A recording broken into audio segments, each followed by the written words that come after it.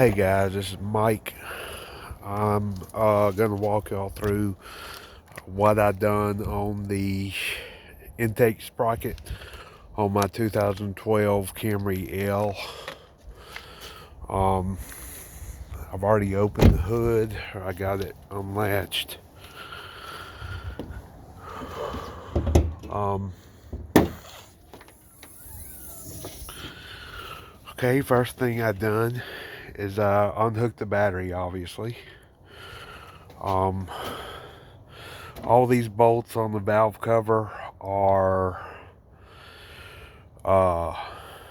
10 millimeter, and there are 16 bolts holding the valve cover on the block, um, or on the engine.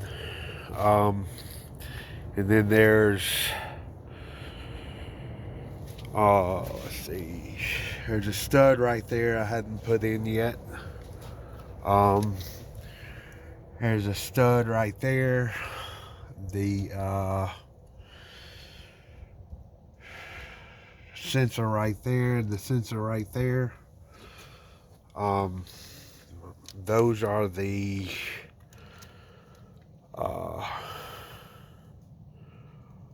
oil control solenoid or something like that. And these are the VVTI solenoids. The intake and exhaust solenoid is in the back, and they're also 10 millimeter screws. And the screws right there, or the bolts, they're also 10 millimeter, the ones that's holding the coil packs on. Okay, I took those off. And then that screw right there, I took that one off, that one right there. And the one, see if I can get back there. The one right there. Not that one. That one right there. I took that one off so I could lift the harness up so I could get the valve cover off. And of course you got to take this one off too, but the screw right there, if you can see it, that hooks this gray wire on there so it won't move. I took that one off. And then I took these off.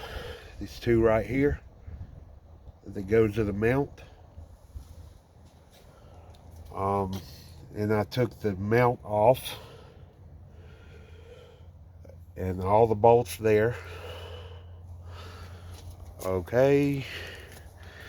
And then I undone the belt, which has a 14 millimeter to undo the belt, or to lift the belt tensioner, and then the 12 millimeter, I believe, or either a 10 to undo the, or to take the belt tensioner off.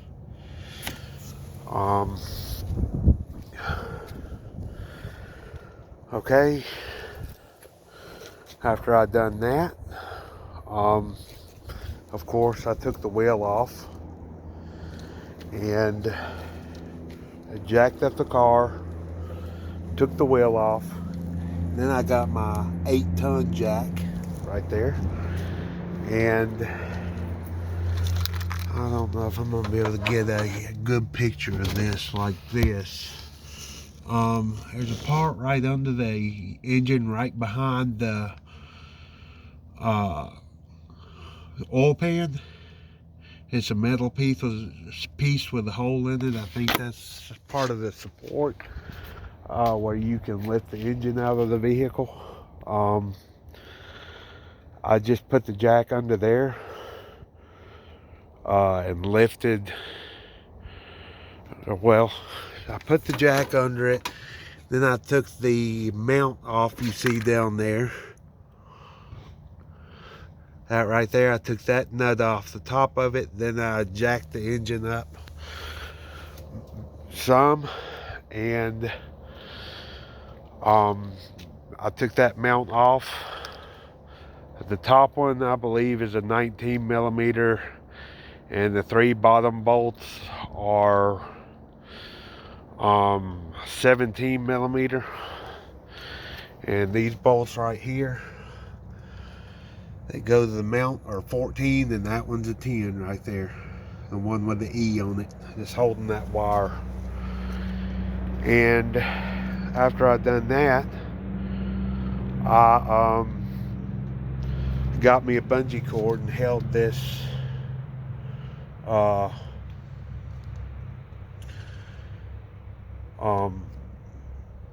electrical harness up, engine harness, and hooked it to right there so it would hold that cable up. Then I took the valve cover off after I got all the bolts off of there, which every one of them are 10 millimeter, just holding everything on. And I got that off, and that's pretty hard to get off because of this right here. That part of the wiring harness is pretty hard to move, so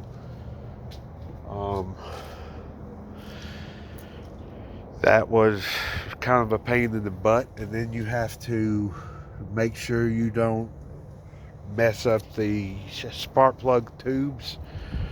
You got to lift it over that.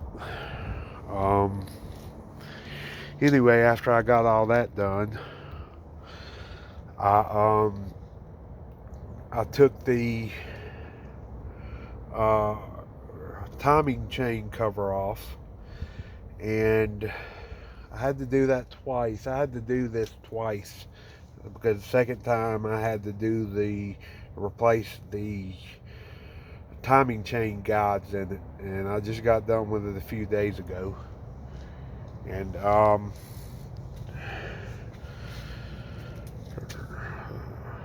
valve cover gasket, when I went to put it on, it kept on dropping off the valve cover. So I took some of that red sealant, and or if you have the JV8 sealant, I think it is from Mail, or I think that's the company. You can get it at O'Reilly's Auto Parts.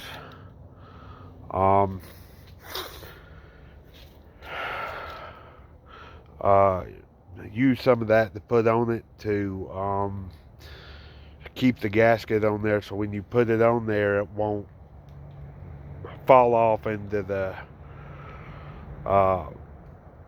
camshaft space and all that. But anyway, okay, and then the timing chain cover, which you can take this off with the whole thing, which is better. You don't have to take that small one off, or that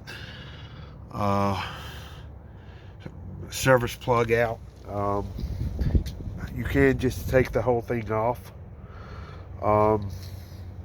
What I done to get the drive or crankshaft pulley off of there, that bolt right there, I went to Harbor Freight and got a Bayer, I think that's what it is, Bauer, electric plug-in impact wrench, and that got it off with no problem. It's best to do that because you don't want to turn the crankshaft pulley backwards, because it will bend the valves.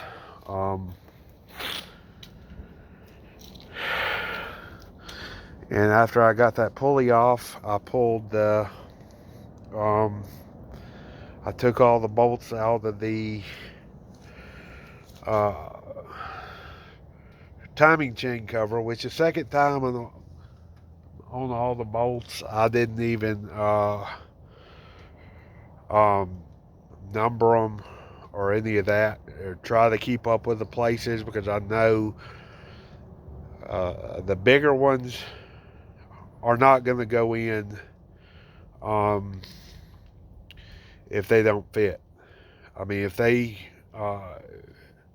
hole's small, the bigger ones are not going to go in. So I didn't even keep up with any of that the second time. You do want to make sure that the engine is in the top dead center. The first cylinder, which that's that one right there, I believe. That's cylinder one. And to do that, you gotta line it up. I don't know if I can zoom in to show y'all this, but those things right there, you gotta line it up with the 0 on those marks right there. And that's before you pull the pulley off. You want to make sure and do that. You want to make sure the timing mark on the pulley is aligned with that 0, or either just make sure the number 1 cylinder is where it needs to be, which that's the top dead center. All the way up, you can do that with an inspection camera or a piece of paper over the hole until it goes into the compression stroke, and then the paper will fly off from what I hear. But anyway, okay, and then after that, take the cover off. Those bolts are 12 and 14 millimeter, and then you hold a crescent wrench on the camshaft to hold it still while you get the sprocket bolt off of there, which is on there at 63 foot-pounds of torque. Both of them are, the exhaust and the intake. I just replaced the intake.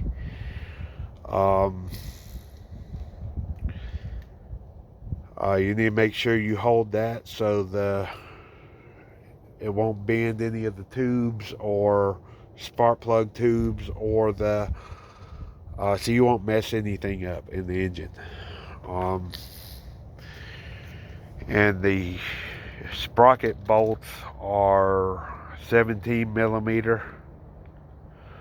And I can tell you, it's a pain in the butt to do it with just one person, or even with 2 people, really.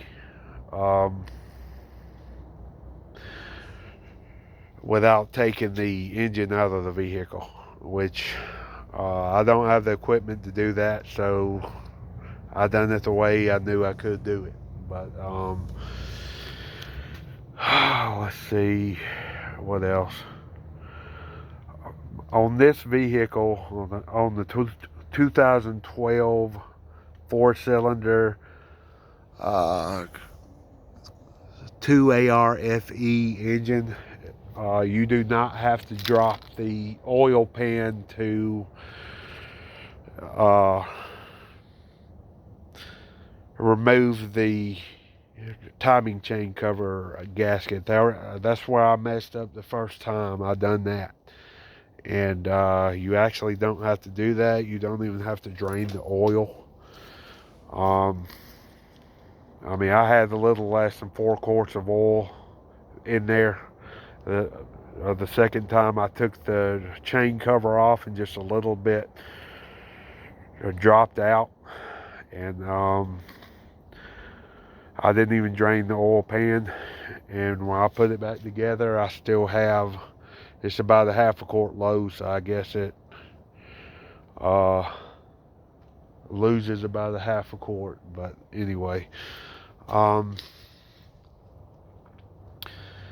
and I recommend, if you're doing this, to do it this way, and to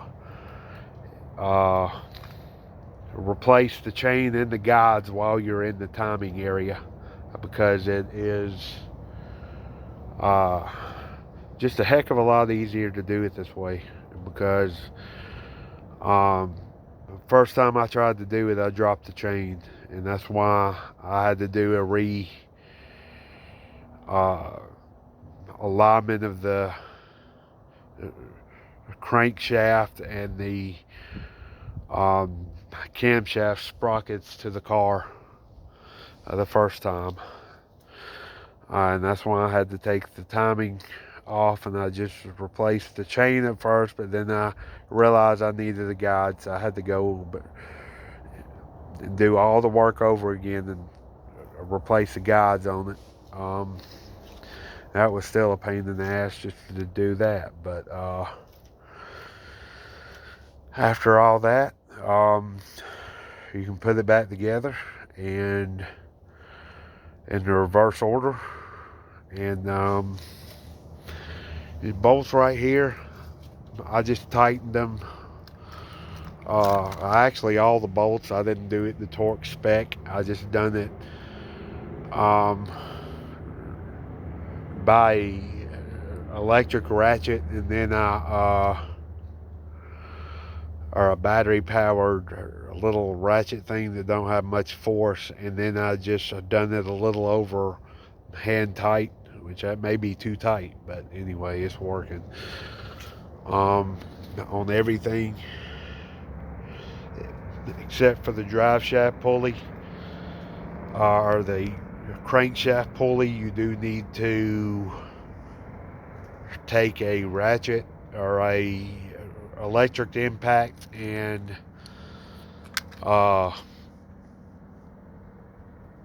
after you get that bolt tightened on there by hand, you need to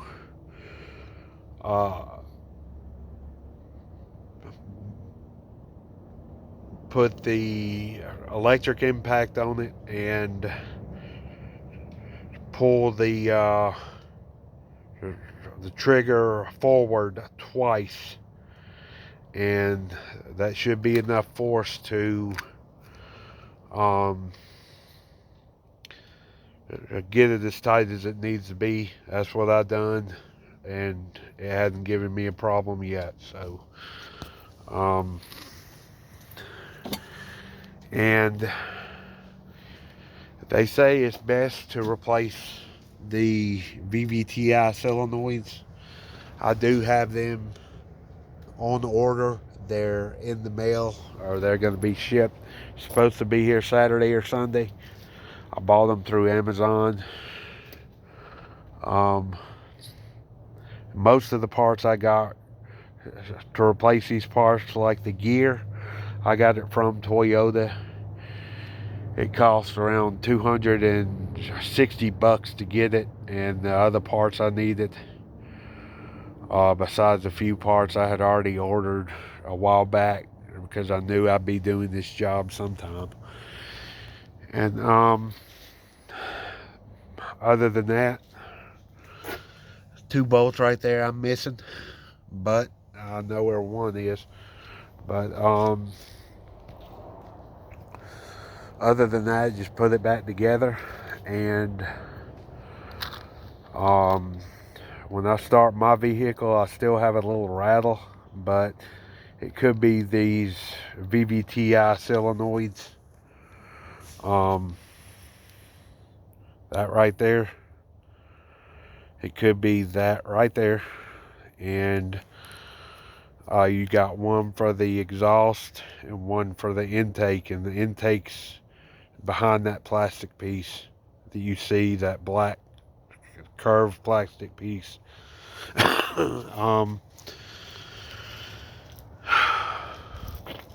Other than that, it took me, I guess, the first time a couple of weeks to do it, because I didn't know what in the heck I was doing. But second time around, I got it took apart, and I guess about a day and a half, I put it back together in one day. So I could have done it in less time, but I had something to do that morning, so that's why I'm saying one day. I guess it took about 4 hours to get it all back together. But, I mean, it's a heck of a job. And honestly, if you have the money to take it to a mechanic and get it fixed, I'd do that rather than having to go through all the crap of doing it yourself. I bought this car in October for a cheap price. I've already had to replace the brake pads, the rotors. I had to clean the inside of it twice because it was so gunked up with some kind of red crap. And it's finally smelling good. It's finally starting to run better. And I do have some CRC GDI valve and turbo cleaner. I am going to use that. I'm going to spray it through this right here, the air cleaner. I'm going to do that probably tomorrow. And I'm not going to look inside the engine. I may do it and see what the piston looks like after, but it's mainly going to work for the valves, which you can't see without going through the intake, or either taking the exhaust off. Well, yeah, the intake off, my bad. But I'll see how that goes because it does still have a rough idle. Anyway, other than that, I'm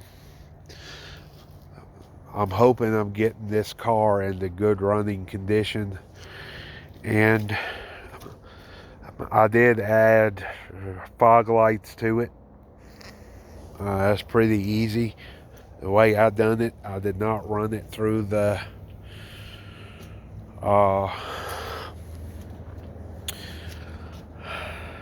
firewall though.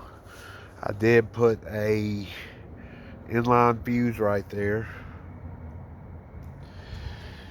and a relay, and I went through the door right there.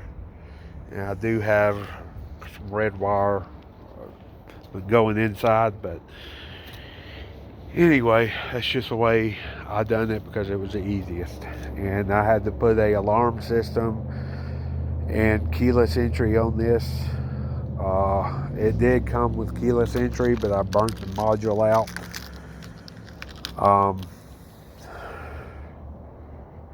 Trying to figure out if it had the trunk function. So actually I have a trunk fob, a alarm fob, and then I have the key fob, the one that actually unlocks the door. So I have one for each, which that really sucks and it's ridiculous. But this car is a base model. It did not come with an alarm. It just came with a keyless entry remote and regular key. It does honk when you lock it with a regular keyless entry remote, but it is not, it don't have an alarm.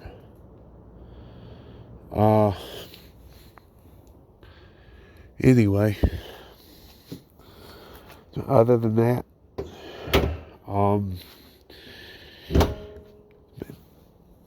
it's a good car. That's why I spent the money I have on it, and I'm planning on keeping it.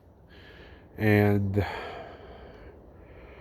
I just need to get one tire for it. But anyway, guys, I just wanted to put this video out because I said I was going to do one while I was doing the job, which I did not do, except for a couple of parts. But anyway, y'all have a good night, and If you like my videos, my channel, subscribe, leave comments, ask any questions you want to. I will be back with more videos sometime soon. Uh, hopefully not on any major repairs, but anyway, y'all have a good night. Bye for now.